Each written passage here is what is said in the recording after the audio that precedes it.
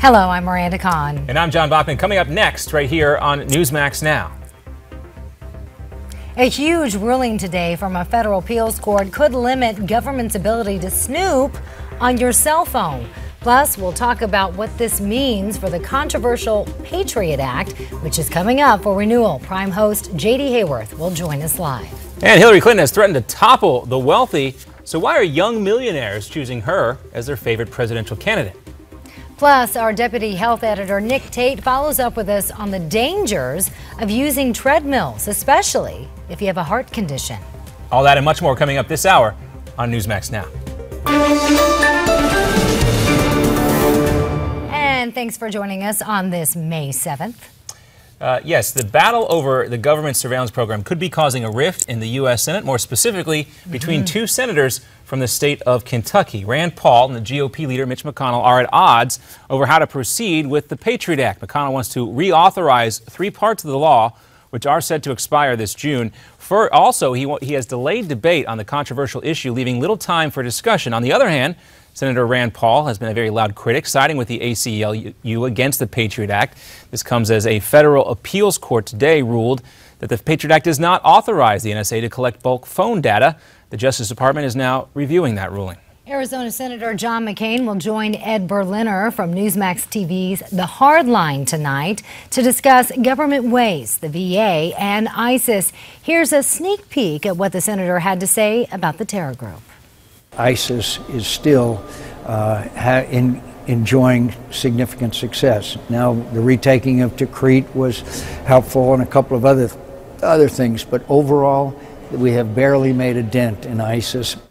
And you can check out Ed's full interview with Senator McCain tonight at 9 o'clock right here on Newsmax TV. Well, John McCain and the rest of the U.S. Senate right now holding a test vote very soon on the Iran nuclear approval deal. Senate Leader Mitch McConnell is urging lawmakers to pass it. That measure would give Congress the power to approve, perhaps even reject, any nuclear deal that's reached with Iran. The Iran Nuclear Agreement Review Act offers the best chance for our constituents, through the Congress they elect, to weigh in on the White House negotiations with Iran. And make no mistake, they need to have that opportunity. Well, Senator McConnell says the current version of the deal still leaves Iran some room to develop a nuclear weapon. Talks with Tehran will resume next week in Vienna. That deadline is in June. The shooting at a cartoon exhibit in Texas appears to be a lone wolf attack, at least at this point. The FBI says it has not yet found a direct link between ISIS and the 2 gunmen, Elton Simpson and Nadir Sufi. They were killed by police at the event last weekend, but investigators have also found social media ties between Simpson and other online jihadists. Simpson left behind clues about his radical Twitter account where he wrote that democracy was a threat to Islam. Also convicted Boston Marathon bomber Johar Tsarnaev will be spending a lot of time alone in his jail cell if he is spared the death penalty. That's according to a prison expert who's testifying today in the penalty phase of this trial against Johar Tsarnaev. The same jury found him guilty of killing 3 people and a police officer after the fact and wounding 264 others. They will now determine his fate. It's either going to be life in prison or the death sentence. Tsarnaev's lawyers have tried to paint him as a teenager led astray by his radical older brother, but prosecutors say the pair were equal partners in the attack. Police make an arrest in connection with the murder of an Illinois college student.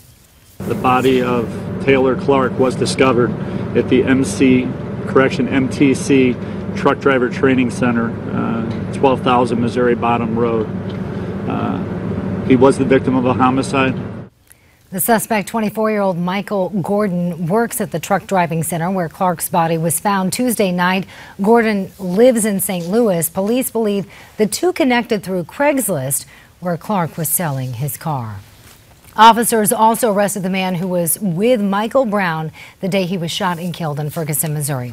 Several reports suggest Dorian Johnson interfered with police who were trying to make an arrest. They also said he was trying to get rid of drugs. Earlier this week, Johnson sued the city of Ferguson, claiming his civil rights were violated during last summer's police shooting.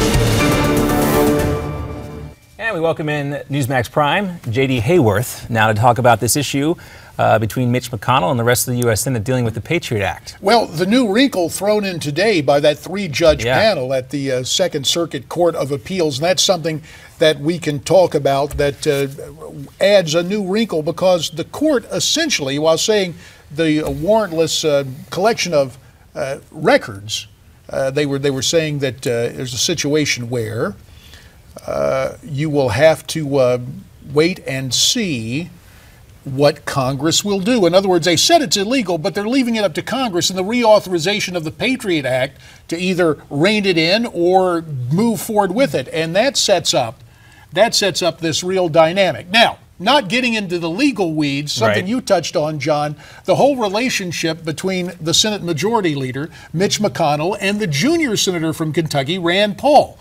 Can I tell you, the debate's important, but what's more important is what's gone on politically. A couple of years back, when McConnell was going to be challenged by a Tea Party candidate, Rand Paul stepped up and endorsed McConnell. McConnell, in turn, has already endorsed Rand Paul for president.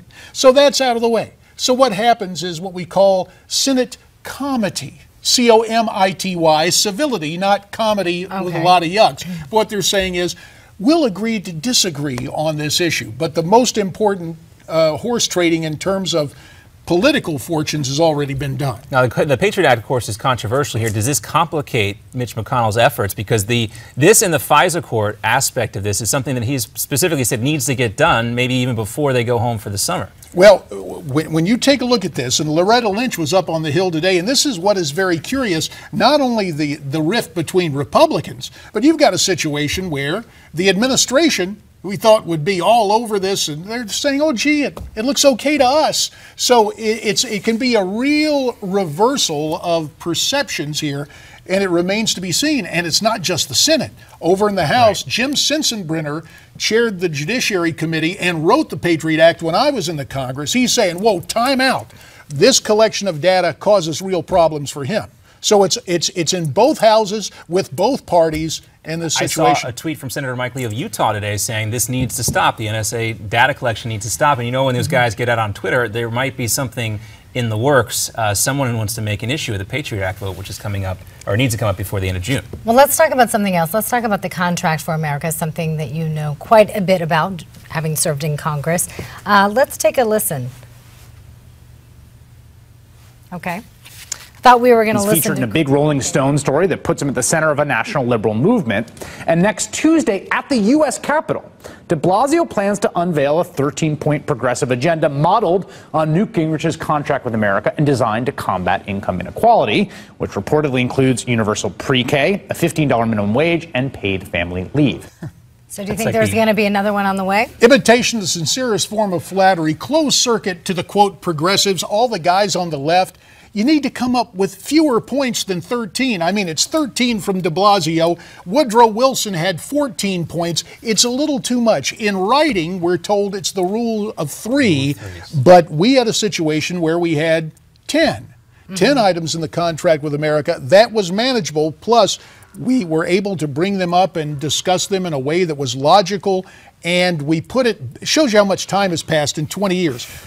TV Guide, it was a big deal. We put a big ad both in Reader's Digest and TV Guide, and people had the perforated 10 items they would carry around with them. Wow. And Newt would come out as speaker and check them off every time we got it done. So 10 is about as high as you can go. When you get to this 13 or 14, the numbers don't add up. They say the medium is the message, right, JD? You got to have it boiled down in a digestible set of points. And not to mention the whole notion of what de Blasio is putting forward. It's like the opposite of the Contract. Well, it's just idiocy. I mean, it might be something that gets him elected mayor of New York City, but let me tell you, in New Mexico or in Arizona or, dare I say, about every other state and a whole lot of congressional districts, it's not something that exactly is going to rally voters. At least in my opinion. All right, we got this test vote, too, in the Senate with about 30 seconds left. Iran has released that merchant vessel. Coincidence? Oh, of course not. This is Iran trying to lobby from long distance. It's not collusion.